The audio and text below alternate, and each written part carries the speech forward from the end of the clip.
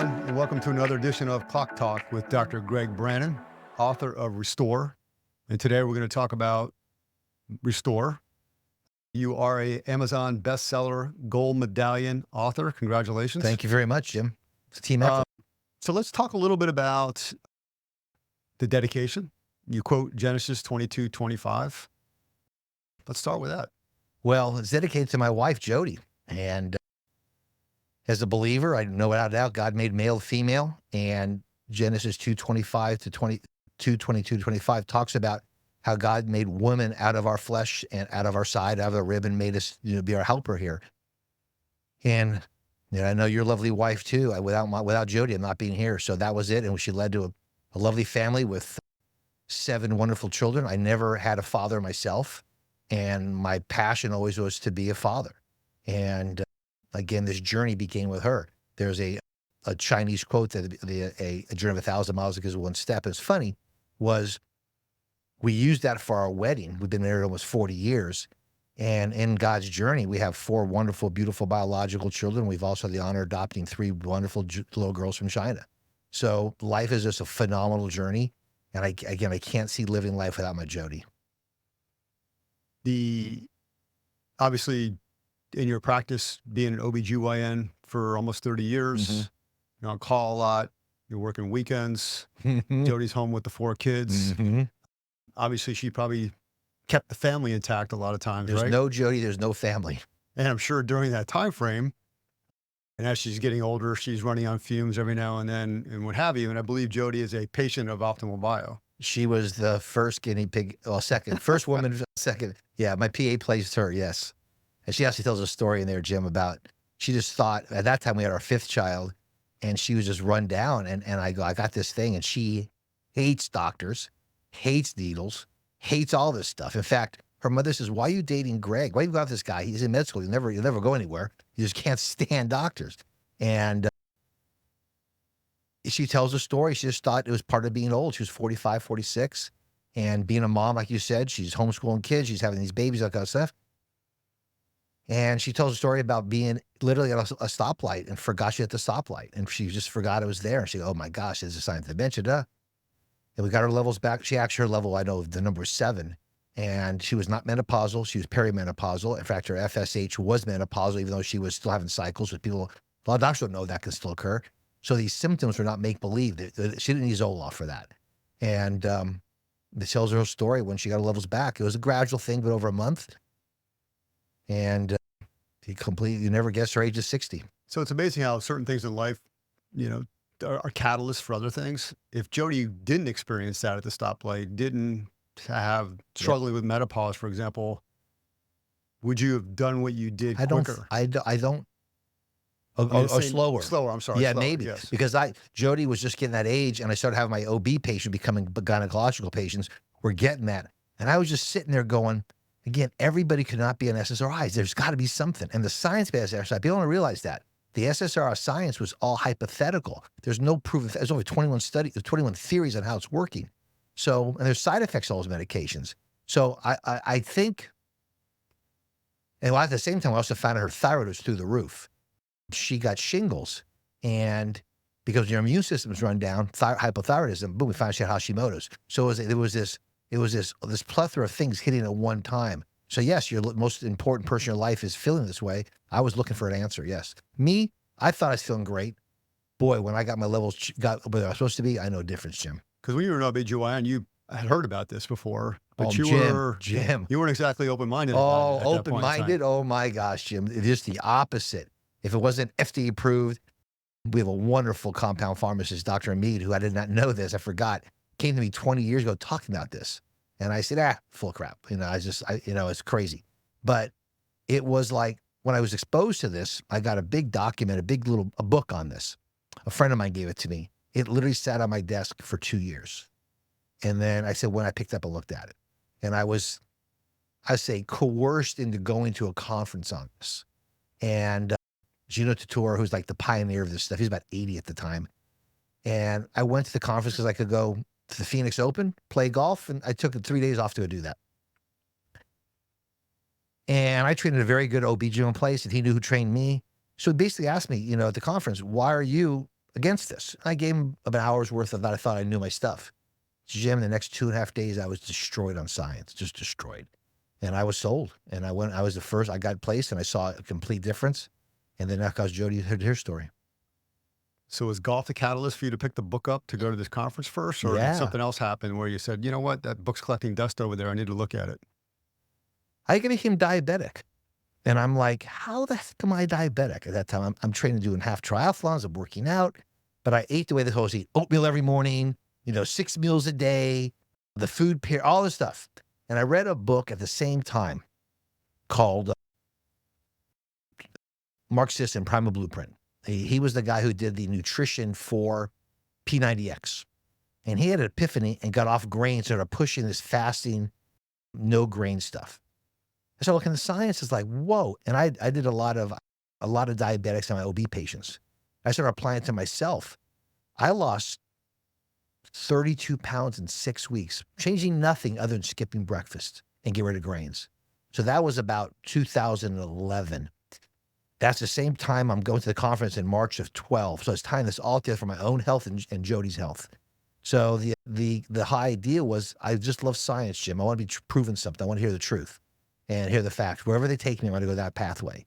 And it all tied together. And I started applying it to my own life and my wife's life, and then applying it to my patients. And so I started doing women, my OB patients, March of 12. And by April of 12, I had husbands saying, whatever you're doing, I want this.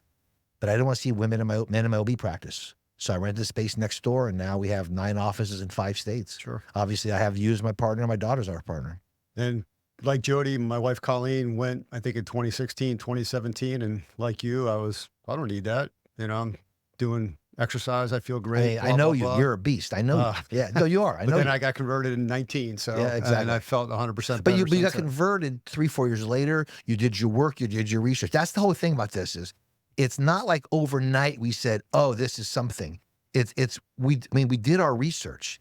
And that's the thing that is the most important part, is like when doctors say, well, it does this, it does that. Really? How many books have you read? Right. How many books have you written? How many studies have you read about this? And that's the thing that bothers me, is that we have these doctors. And again, I was trained allopathic. And then I also, during this whole process, Jim, I wanted a more functional medicine. So I went and got board certified in A4M and did their 2 fellowships. So I want to learn about integrative medicine. I want to learn about functional medicine, because I think medicine with allopathic, that's surgery and medication tied together with food and exercise, is the best combination. I want health care, not sick care. Well, the thing what has been eye-opening to me since being part of Optimal Bio, thanks to you, is simply doing that research, and why, and I get frustrated because why the traditional medical community doesn't look at 2 things that every human being does every day. They drink some form of liquid which has water in it, and there's a delivery mechanism for that water. Yep. And then they have to eat food. Yep. And there's a delivery mechanism for that food. And if we're getting sicker and sicker, why don't they look at the 2 primary things and all that surrounds that to come up with potentially a better way for us to eat and to drink so we can become more healthy? Hi, Jim. And I know you were a clinical researcher for your years. I know. Jason Fung wrote a book called Obesity Code and Diabetes Code. And he basically prefaces that. He says, why would you, at the beginning of the book, why take advice from a fat doctor? And he goes, whatever we're doing, let's try something different. And that goes back actually to one of the quotes in my book by Bastia, is an essay called The Law. And he says, we're not against like government, we're not against like healthcare and education. This is 1850. He goes, we're against government controlled. Let the free market dictate. Let liberty do this. He goes, let's go back to liberty. And that's the preface of our life, right?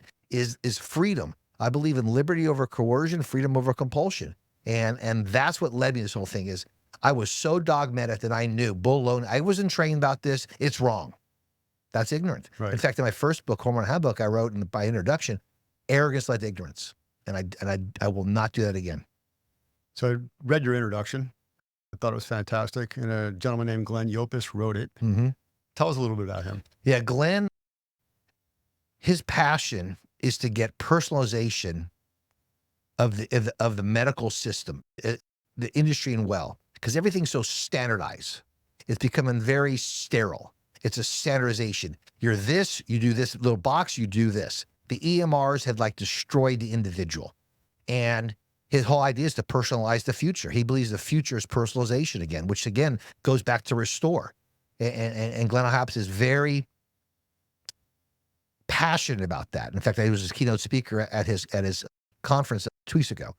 And the idea again is, how do we keep standard of care, understand that, but let that be flexible, and how at every level the personalization occurs. And we use optimal bio as an example because our CEO, Tyler Brannon, is very big and everybody's a leader, and knowledge is very important. We take ownership for this whole process. Just not the doctors and providers, it's the answering the phone, it's the marketing team, it's the follow-up, it's all that stuff. Because we look at the individual. Our algorithm is individualized. So he lies down the idea that we must look at the person, the individual, and that tied together completely. And he and his wife actually became our patients as well. And he talks about his journey, his healthcare. And again, he's an expert in the standardization of healthcare. He shows our pathway, and he talks about his data on how he improved physically and mentally, and him and his wife. I think that it seems like everybody, even the traditional medical community, is talking about going to this individual care. Yep. But it smacks in the face of the sterilization, the EMRs that are out there at this point in time. So I'm sure somebody from a data world will perfect this at some point in time. But do you honestly think that the traditional healthcare system is going individual in the next 15, No 20 way. years? No way. I read every word of the ACA. They want bigger groups. They want less time with the patient. And here's my problem, Jim, and this is going to get a little, maybe I'll be controversial. Another part of my life, I studied the Constitution and American history very well. And Article 1, Section 8 gives the federal government certain functions. People understand this. We're called a republic, not a democracy. The states are superior to the federal government. It doesn't seem that way, but that's the way it's written. The states, to make the union better, gave the federal government functions to do. There's 33 functions. Basically, free trade and defense of the country. That's all the Constitution gives them. Hamilton calls it as they're trustees, like, you're the trustee of my will. I die. I give you all the legal benefit, the legal responsibility to take care of it. That's what that does. During the process, things have changed, and now you have the government doing things that our individuals or free market will do. And Article 1, Section 8 lays down the function. There's no health care there, none. In fact, Jefferson said, if you ever allow the government to tell you what food to eat, medicine to take, you'll be in a worse state of tyranny. So they believe that the free market will take care of that. So when you have a one-size-fits-all for 330 million people, you're going to lose Jim. So you're going to say, well, here's a middle-aged white guy. No, what's Jim need? What's Jim want? What's Jim need for himself? How does Jim make the decision? Well, I'm the doctor, I'm the government, I'll make the decision. No, give information, make knowledge, so you can make the wise decision. So I think that's the problem. And there's a lot of money to be made when you have government contracts. So I'm optimized 50, 100 years from now. Right now, it's a little difficult, but I do think the last 3 or 4 years has woken people up to ask questions. When Dr. Science was off so bad, I think they're going to understand that. Yeah, I would say COVID certainly accelerated, hopefully, people's ability to start thinking, but the flip side, it also accelerated more government control over healthcare. That's it. And that's the thing, is that's why I have to understand this. The federal government has no role for that. The state government has this thing called policing powers, and Judge Napolitano talks about that. That's clean water, that's healthy stuff. And I get really nerdy. Private property is the crux of all this. You have a plant and you have water through your plant. You're responsible to keep the water clean, your air clean coming out of it. That's the ultimate answer. And we don't understand that. We have this other system where we don't have that. And then you come in, try to have, again, DC or all these big capitals make decisions for all these people. That's the problem. But I believe we're starting to question everything, Jim. And I think that's the exciting part. We should always ask why. The generation right now, they're asking why. And we should have answers. I hope you're right, because it seems like every time a human being or a block of human beings are in trouble, they look to the government for answers. And that wasn't the case, 50, 60 years ago. Well, Jim, look back. Every single dollar of tax dollar goes to social spending in the United States that the federal government collects. Only 13 cents gets the recipient. Catholic Charities, Red Cross, 99 cents. Goodwill, you know what I'm saying is private enterprise, churches, synagogues, temples, that's neighbors. So that's why I'm excited about the future, because I believe That's what we're building a neighborhood, Jim. We're building a community of thinkers and asking. We may not know the answers. We're going to ask questions. So one last thing on Restore. Any tips when you're reading this book? Just read the book and put yourself in the place of your journey, your story. Excellent. Well, it's packed full of information. It's heavy, it's thick, and it's loaded with a lot of good stuff. Until next time, Clock Talk with Dr. Greg Brannon. Thank you, guys.